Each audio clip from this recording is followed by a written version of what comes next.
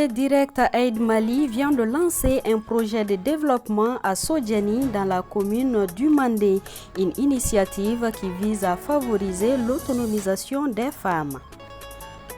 La solidarité, cette valeur autrefois considérée comme un devoir moral ou social, semble aujourd'hui être un moyen de se mettre en avant. Solidarité ou m'as-tu vu? Réponse à suivre dans ce journal. L'Espagnol Rodri, 28 ans, a remporté hier soir le Ballon d'Or. Il devient ainsi le troisième Espagnol à l'avoir remporté. Mesdames et messieurs, bonsoir et bienvenue dans ce journal. Le ministre de l'Artisanat, de la Culture, de l'Industrie hôtelière et du Tourisme, Andogoli Guindo, a rencontré aujourd'hui les représentants de la communauté malienne vivant au Burkina Faso. Il s'agissait de s'enquérir de leur situation dans leur pays de résidence et par la même occasion livrer le message du président de la transition, le général d'armée Assimi Goïta. Le ministre s'est confié au micro de nos envoyés spéciaux à Ouagadougou, Mamadou Fane et Alou Bekone.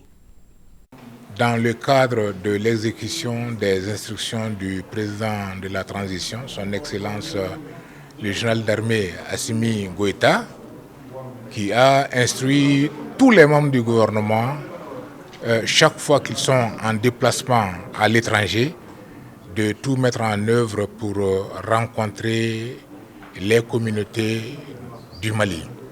Et c'est donc dans ce cadre que nous avons voulu cette rencontre avec le Conseil des Maliens du Burkina Faso, et notamment du président de la transition, chef de l'État, le général d'armée Assimi Goïta. Le deuxième message a porté sur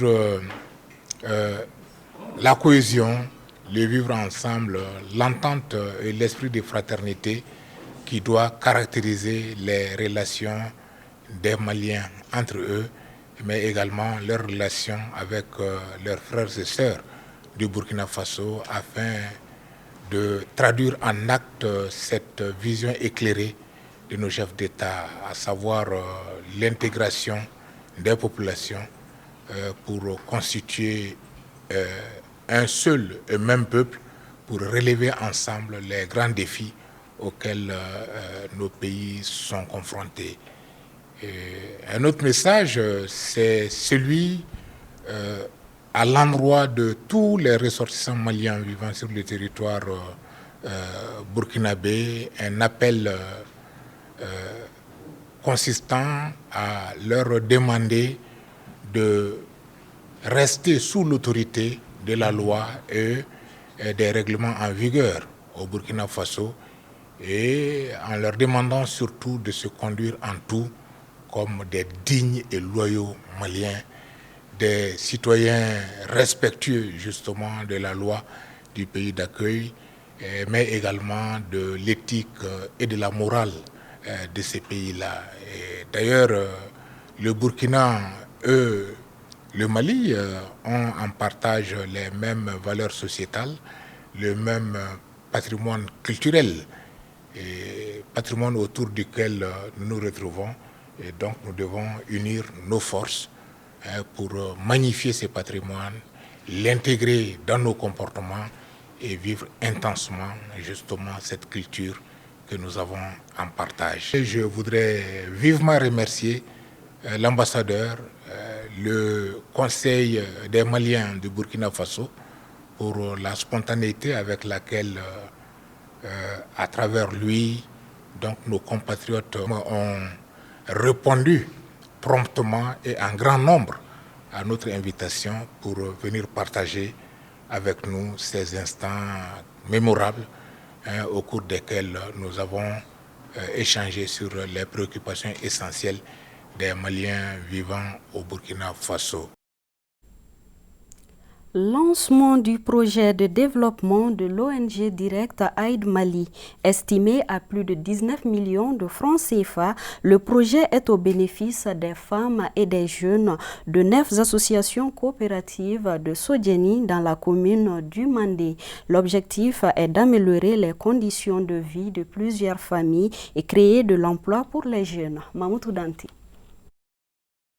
En vue d'améliorer les conditions de vie des populations et diminuer considérablement le chômage chez les jeunes, l'ONG Direct Aid Mali et ses partenaires offrent un centre d'apprentissage à 9 associations coopératives de femmes et jeunes du village de Sodjeni dans la commune du Mandé. C'est un centre multifonctionnel composé d'ateliers de soudure, de couture, de tissage, de fabrication de savon, d'un moulin, d'un parc animalier, d'une moto tricycle et d'un hangar pour la vente des produits maraîchers. Le projet là, ça coûte 19 800 000. Le nombre de bénéficiaires, c'est 245 personnes. C'est regroupé par 9 associations coopératives. Donc l'objectif du projet là, c'est l'amélioration de la situation économique et sociale des bénéficiaires. Et donc c'est une avance vers la stabilité économique au sein des villageois. Ça, ce n'est pas la première fois d'exécuter et d'ouverture les cités de métiers. On a fait ça à Nafadji, on a fait ça à Banjagara, à Mopti, à Kati. Donc c'est une série de cités de métiers. Émus, les responsables coutumiers et les bénéficiaires du village de Sodjeni n'ont pas caché leur satisfaction. C'est un grand soulagement pour nous les femmes, car ce centre permettra à nos enfants d'être bien formés et aussi d'avoir un emploi garanti. Nous sollicitons toujours l'ONG Direct Aid pour résoudre notre problème d'eau. Pour avoir de l'eau à Sodjeni, souvent c'est très difficile. Vraiment, et merci à l'ONG et ses partenaires. Ça nous permet de lutter d'abord contre la délinquance, l'exode rural, le chômage. Ça, c'est des aspects vraiment très importants, même la vision de nos plus hautes autorités. Donc c'est vraiment une immense joie pour nous. Le message qu'on a pour les bénéficiaires, c'est de leur dire d'être persévérants, c'est de leur dire d'être courageux, sérieux et engagés. L'accompagnement des populations de l'ONG Direct Aid ne se limitera pas qu'à Sodjeni. Ce projet de développement concernera aussi d'autres localités du Mali très prochainement.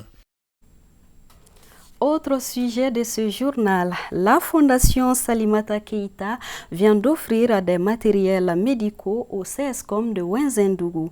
L'initiative s'inscrit dans le cadre du mois de la solidarité et de la lutte contre l'exclusion. Elle vise à soulager la souffrance des habitants de la dite localité. Mariam Sissoko. Des fauteuils roulants, des lits d'accouchement, des machines d'échographie sont entre autres équipements que la Fondation Salimata Keïta et la coopérative canadienne viennent d'offrir au CESCOM de Ouenzendougou dans la commune du Mandé. L'objectif de ces dons est non seulement d'apporter leur soutien de taille à la population, mais aussi une manière d'aider les autorités sanitaires dans leur mission régalienne. Sali fait ces dons-là avec Collaboration Santé Internationale depuis 10 ans maintenant. Je suis née ici à Ouenzendougou. L'intention, c'est pour soulager la population de Mandé qui gagne peu de moyens. Vous avez vu les matériels, c'est vraiment des matériels de dernière qualité. C'est des matériels presque très neufs. Donc, on vous crie aussi de nous aider, faire un centre de référence à Ouenzendougou. Ça ne va pas aider Ouenzendougou seulement, ça va aider toute la commune de Mandé. Il s'agit là d'une action citoyenne qui doit servir d'exemple pour d'autres personnes de bonne volonté. C'est une très bonne initiative et nous ne pouvons que l'encourager à faire plus encore. Tout le monde le sait, Ouenzendougou, c'est un centre de santé communautaire dont l'accès n'est pas facile. Avec ces matériels-là, la prise en charge des patients sera de façon adéquate et bon usage sera fait de ces matériels, Inch'Allah. C'est donc un ouf de soulagement pour les habitants de Ouenzendougou qui peuvent désormais se rendre dans leur CESCOM qui affiche un cadre de vie sain et équipé. Nous venons de montrer la preuve en lui décernant un prix Chiwara qui a un sens qui veut dire quelque chose dans notre commune ici et puis une attestation de reconnaissance. Elle mérite d'être encouragée. Je pense que c'est une très bonne chose. Et si tous les ressortissants du village, de la commune de Mandé et faisait de la sorte, je pense que le développement tant souhaité, tant attendu sera réalisé. Vraiment, la fondation Salimata est une bonne chose. L'événement a été grandiose. Je ne fais que donner mes bénédictions à Salimata. Salimata est une femme battante, on doit le reconnaître. Une cérémonie de remise des grands jours pour les habitants de la commune du Mandé. C'est dans une ambiance de joie qu'ils ont esquissé des pas de danse au rythme des instruments traditionnels. Parlons à présent de ce don de sang à l'actif de l'association La Génération 70 au bénéfice des femmes. Un geste civique qui n'a qu'un seul but, sauver des vies. Plus de détails avec Bakari Kawadjakiti. Donner son sang, c'est sauver des vies. La pertinence de cette assertion est matérialisée ici par l'association G70 qui vient d'initier sa toute première activité de don de sang en faveur des forces armées maliennes. Comme vous le savez, le Mali est en guerre, donc qui dit guerre, forcément de blessés. Donc c'est pour venir contribuer vraiment à l'amélioration de leur santé. Cette donation de sang va contribuer vraiment à améliorer le plateau technique par rapport à la santé de la population. Des gestes simples comme celui du don de sang restent un engagement de la population qui entend soutenir l'armée malienne dans son élan de sacrifice. J'ai donné le sang pour aider les gens qui sont malades, les gens qui n'ont pas trop de sang. C'est ma première fois de donner le sang. Je tiens à féliciter et remercier vivement les associations qui vraiment nous aident par rapport à ça. Nous, on a la chance et notre proximité fait que depuis assez longtemps, depuis plus de 10 ans, nous sommes en collaboration avec le Centre national de transfusion sanguine et nous organisons assez périodiquement, au minimum 4 fois dans l'année, des séances de don de sang. Le sang, il est extrêmement important. Au cours de cette journée de don de sang, quelques poches sont collectées. Cet exemple de patriotisme des initiateurs est vivement salué par les représentants du coordinateur des chefs de quartier et celui des communicateurs traditionnels. Ils ont émis le vœu de voir la pérennisation d'une telle initiative en faveur de l'armée malienne. L'association existe depuis environ 6 ans et regroupe en son sein près d'une centaine d'associations des générations 70 et 80. Elle compte entreprendre d'autres activités citoyennes dans les prochains jours. La solidarité est une valeur fondamentale qui unit les individus au sein des communautés. Cette solidarité ne se limite pas à une simple notion d'entraide. Elle est aussi un devoir moral et social. Est-elle toujours synonyme d'un engagement sincère ou se transforme-t-elle parfois en un moyen de se mettre en avant? Élément de réponse dans ce grand format signé Aminata Amadoula. La solidarité, elle se définit comme un devoir social ou une obligation d'aide et d'assistance gracieuse qui existe entre les personnes d'un groupe ou d'une communauté du fait du lien qui les unit. Son exécution répond à certains préalables. Une solidarité reconnue par Allah subhanahu wa ta'ala, tout d'abord doit être purifiée en termes d'intention. Lorsque on veut partager, on veut être solidaire avec son prochain, la première des choses qui est demandée par Allah subhanahu wa ta'ala, c'est l'intention. Il ne faut pas que ça soit un jeu de mots et que l'acte de la solidarité soit un moyen par lequel on passe pour faire sa propre publicité. Ça ne passe pas en islam. On doit être solidaire parce que aujourd'hui, on peut ne pas être dans le besoin, mais demain, il y a des surprises souvent désagréables réservées à nous tous. Donc, qui le sait? Si on le fait aujourd'hui, demain, on peut récolter les bons résultats, comme on le dit, en m'appuyant sur la doctrine sociale de l'Église, nous disons que la solidarité est un acte humanitaire plus un acte humanitaire, c'est un acte de foi puisque c'est le Seigneur Jésus-Christ qui nous l'enseigne. Lui, il nous demande d'aider notre prochain et il y a un père de l'Église qui dit que nous commettons tant de péchés si nous sommes capables d'aider notre prochain et que nous ne faisons pas. Les associations et organisations communautaires jouent un rôle important en encourageant des actions collectives. Ces structures rappellent que le but ultime de la solidarité est l'amélioration de la condition humaine.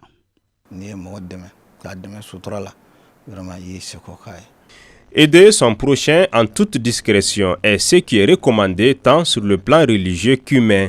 Montrer une action peut être dégradant pour les bénéficiaires, mais cela peut s'expliquer. Souvent, les donations dont les fonds viennent d'ailleurs, les donateurs peuvent demander des preuves, d'où certaines apparitions. Ces requêtes sont aussi les conséquences de précédents. Néanmoins, il serait bienséant pour les ONG de trouver le juste milieu entre la nécessité de préserver la dignité des personnes nécessiteuses et le besoin des donateurs d'avoir des preuves. Bon,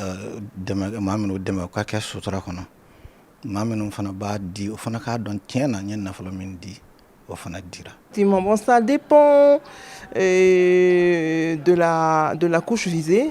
Ça dépend aussi de ce que la personne veut envoyer comme message. Moi, généralement, je le fais incognito. Je n'appelle jamais les médias quand je fais des remises de dons. Bon, à chacun vraiment sa lecture, donc chacun est libre de faire ce qu'il veut. Voilà, par rapport à cela. La notion de solidarité est parfois détournée par ceux qui recherchent la reconnaissance et l'admiration. Dans une ère où la visibilité sur les réseaux sociaux est souvent valorisée, il n'est pas rare de voir des actions solidaires transformées en opérations de communication personnelle, d'où le m'as-tu vu, une attitude que déplorent de nombreux citoyens. Lorsqu'on aide une personne, c'est pour soutenir discrètement l'intéressé. Mais s'il faut montrer les gestes à tout le monde, cela n'est pas intéressant.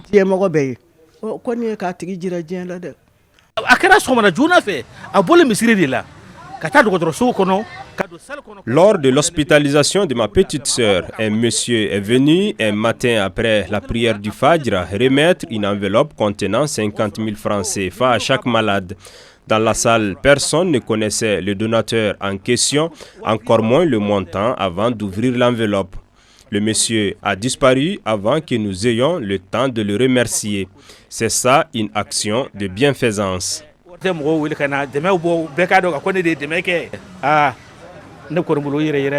Le phénomène du m'as-tu vu, bien que critiquable, soulève une question. Les actions solidaires qui visent à attirer l'attention sont-elles moins bénéfiques? Souvent, quand on reçoit, on a un sentiment d'infériorité qui peut souvent s'abattre sur notre corps. Et raison pour laquelle il faut vraiment prendre cet aspect-là en compte. J'invite l'ensemble des acteurs de la solidarité d'avoir une pensée pieuse à la personnalité morale de celles et ceux qui viennent recevoir, parce qu'on ne vient pas recevoir ça devant gens vraiment avec plaisir. Dans cette pratique de la solidarité, ça ne doit pas être du spectacle, se donner un spectacle pour être récompensé et mieux remercié. Le Seigneur Jésus-Christ nous dit que le bien que tu dois faire doit rester dans le secret. Ton Père qui est dans le secret et qui voit tout te récompensera. C'est pour dire que le bien que tu fais avec ta main droite, ta main gauche doit l'ignorer. Pour promouvoir une solidarité véritable, il est essentiel de sensibiliser les communautés aux valeurs d'empathie, de respect et de l'humilité. Cela passe par une éducation aux valeurs collectives dès le plus jeune âge et par des exemples de modèles de solidarité qui agissent dans l'ombre sans chercher la gloire. Merci à vous de l'avoir suivi. À demain, plaise à Dieu.